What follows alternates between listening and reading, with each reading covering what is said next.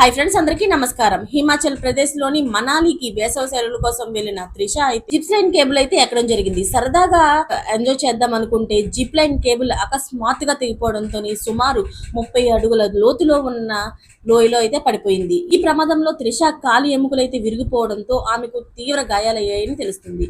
అయితే భద్రతా ఏర్పాట్లు సరిగ్గా లేనందువలనే ఇలా జరిగిందని కుటుంబ సభ్యులైతే ఆరోపిస్తున్నారు. ప్రమాదం జరిగిన వెంటనే కూడాను సహాయ చర్యలు చేయలేదని చెప్తున్నారు.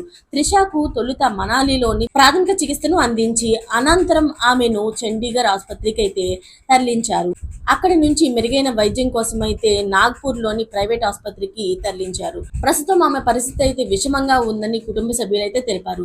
ప్రమాద సమయంలోని షూట్ చేసిన వీడియో బిజ్వీ కుటుంబం అయితే విడుదల చేశారు. అయితే ఈ త్రిష ఎవరంటే నాగ్పూర్కి చెందిన బిజ్వే కుటుంబంలోని ఒక 10 ఏళ్ల కుమార్తె ఈ త్రిష బిజ్వే. ఈమె త్వరగా కోలుకోవాలని కోరుకుంటూ మరిన్ని లేటెస్ట్ అప్డేట్స్ కోసం ఛానల్ ని సబ్స్క్రైబ్ చేసుకోండి. Thanks for watching friends.